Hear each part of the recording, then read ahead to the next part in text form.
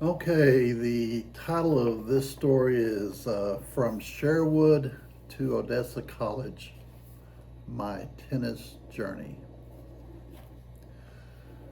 So,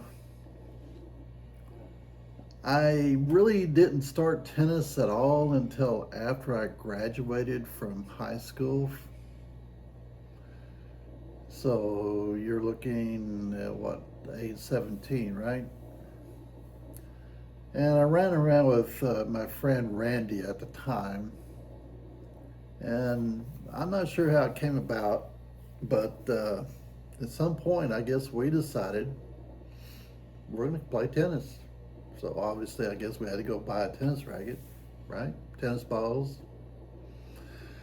And we had picked our tennis courts to practice on was at the Sherwood Park.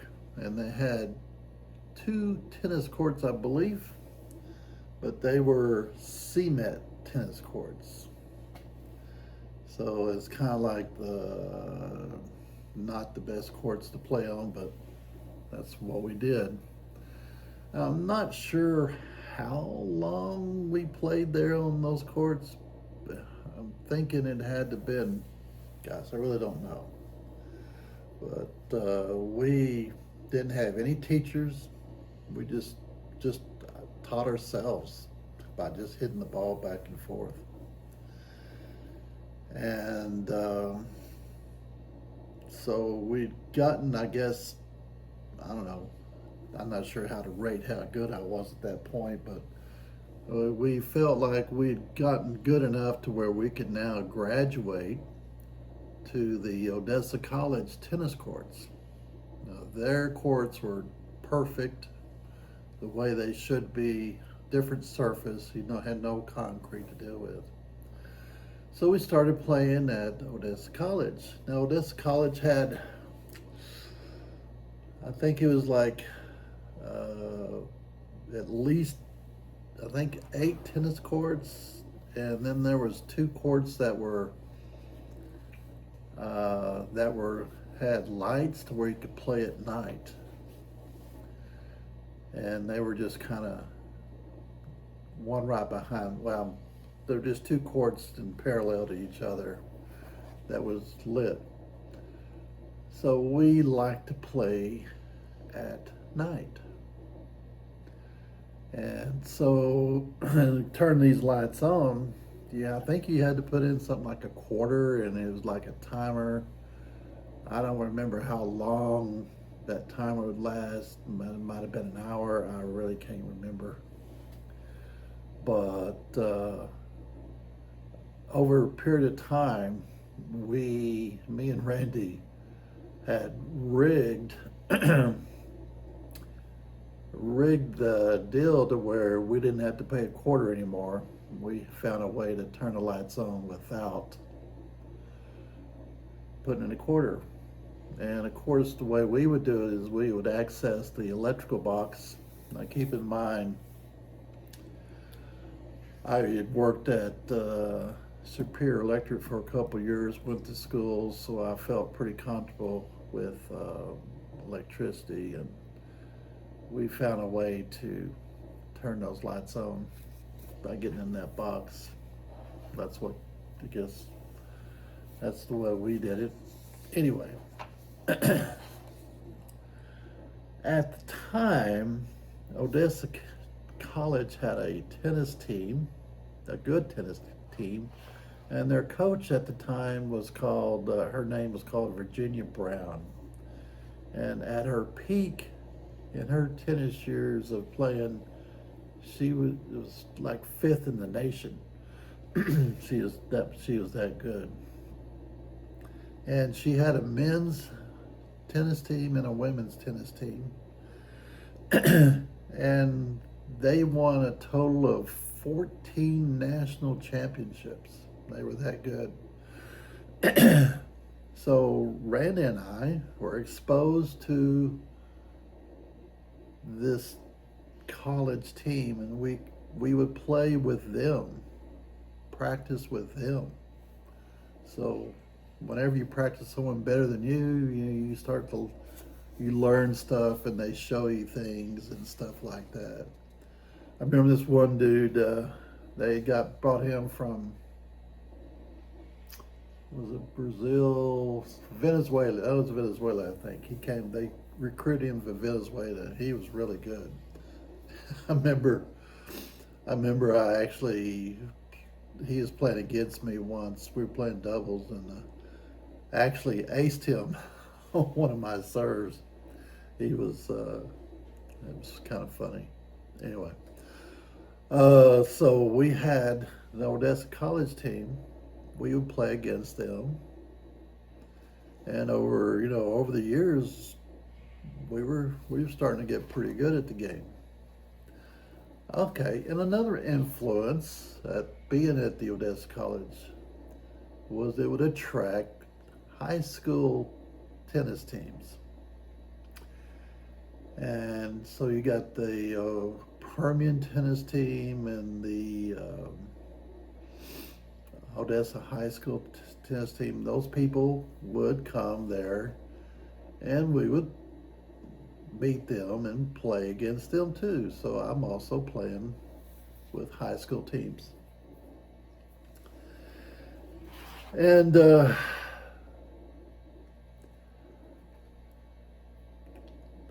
another thing, one of the high school teams, there was a particular player from Permian.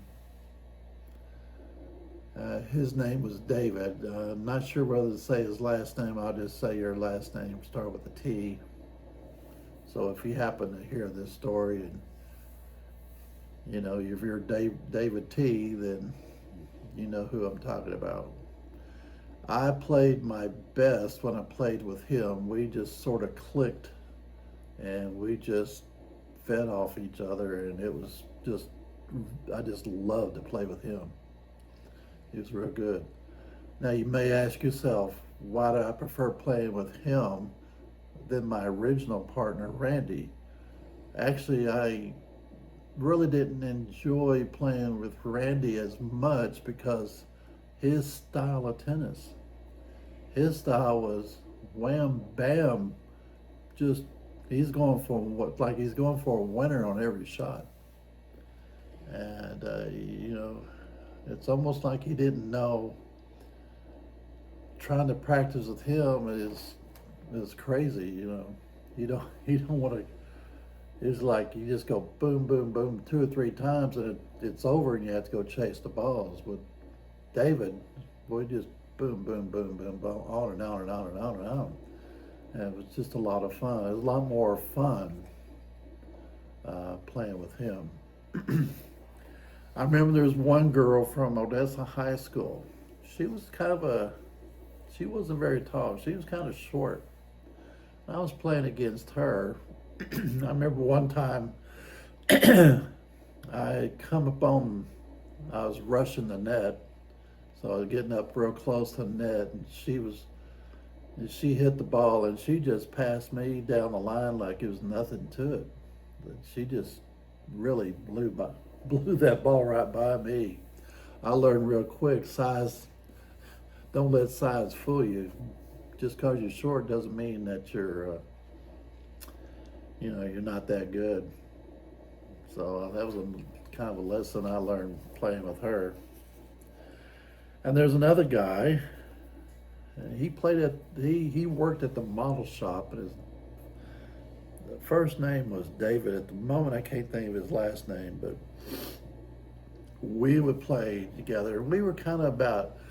I looked as we were evenly matched. This David guy, we played really good games together. And there was another guy, Roberto. Last initial of his last name was M. He was the son of a local doctor. He drives a nice fancy car, and we were equally matched also. I remember playing him several times, and these matches were really good and tight, and really a big battle. I remember went over to his house once, and Yeah, I remember he had a stereo system, or back then it was a reel to reel, and he had a really nice sound system. I really did like that. Uh, and that's another thing about playing tennis is people you play with. The you ran into a lot of what I would call the rich set, like doctor sons and doctor daughters. There was several of them, jeweler daughters, and you know, people who owned businesses and stuff. All their kids, they were all wealthy, and so I get to go over their houses. I remember one. There was an eye doctor there. We went over to his house once, and he had a bridge just to get. He had a bridge with water flowing under it, and he had these big screen TVs and uh, VHS players that were really nice. And he had his own little music. He had a room just for music only. He had it. He had a pool in the backyard. You know, he had it all. He's doing really well. So anyway, so I was exposed to the wealthy set of people, and that was kind of a experience being exposed to that. Now, how would I explain my game?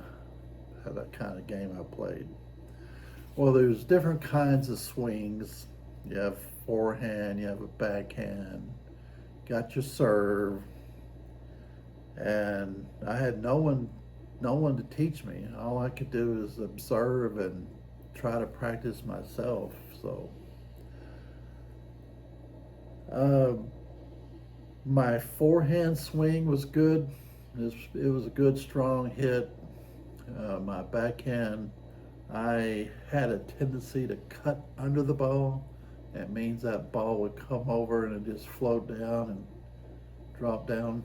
It was a pretty consistent, pretty natural for me to do it that way. I don't know, it was just I felt sure I was going to get that ball back in doing it that way. And my serve, initially my serve was a really hard straight serve. Just throw the ball up and then just pound the heck out of it. And that worked that worked pretty good for probably several, I'm not sure how long, but I'm sure for quite a while, quite a few months. Until I hurt my shoulder. By doing it so strong like that, my shoulder is like couldn't do that anymore. So I had to learn how to serve differently. And what I learned to do was do a spin serve. So I'm throwing that ball way up there, and I'm coming behind that and just cutting that ball really hard. And that ball just soars right over that net and just hits and then bounces one way or the other there. It was a really reliable serve. I really did like that serve. And then I actually got to the point where I hurt myself by doing that and hurt my side. So I had to change up my serve again. I still did a spin serve, but not as dramatic as it was kind of a toned down version of the first one I developed. Uh, so anyway, that was kind of the story on that one. And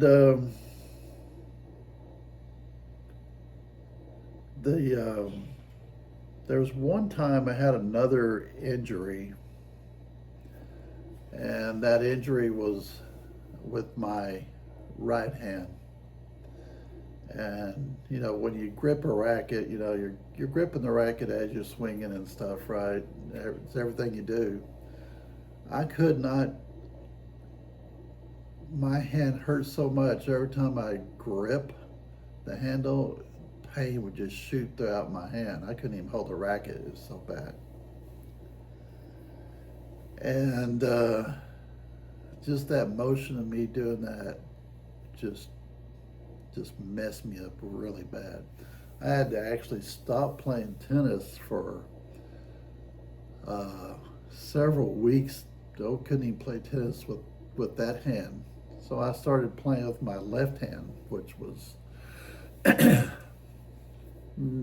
I wasn't very good left-handed playing tennis, but I tried it, and that's the only way I could play tennis there for several weeks.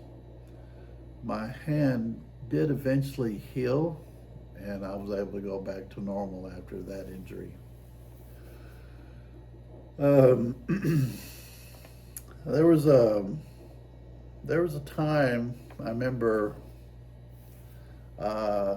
My favorite racket was a Dunlop, a wooden racket. It was pretty much my go-to racket. And over the years, I broke many rackets, hitting them so hard. I remember that one day this guy come play tennis with us, and he just bought this racket brand new, and I tried it out. I snapped that thing in two, broke it in two. Didn't take me very long to tear that one up. And they also, Wilson come up with what they called a T2000, and eventually they come up with T3000, and they claimed that you couldn't break that racket. Well, we proved them wrong. We can break those rackets. But they would give you a new racket if you did break it. So we did use that. We used their guarantee to get another brand new racket. So that wasn't my favorite racket to play with, but Jimmy Connors used it. Anyway, let's see what else on my tennis here. But overall, I think I played consistently for at least 11 years, at least. It's a lot of fun when you play, when you get good at a game, it's a lot of fun to play. The only thing is, I wish that I had someone that would teach me how to properly play. I think I could have been even better. There was a little deal that I remember, when your opponent hits the ball and it looks like it's close to the line to where you're not sure if it's in or out. I had a little phrase I would say: if in doubt, call it out. So if I wasn't sure if that was in or out, I'd just call it out. Oh, one other thing I just want to mention here, when you're in West Texas in the heat of the day, like during the summer, like it's like 2 o'clock in the afternoon, and it's just so hot. Sometimes I try to go out there and play in the heat of the day, and just you don't get to play so long. You can't play very long in that super searing 100-degree heat very long. It's pretty powerful. So I think I pretty consistently played tennis for quite a few years until I got married, and I think after I got married, I started playing less and less over the years as it went through. Well, anyway, I guess I'll make this the end of this story.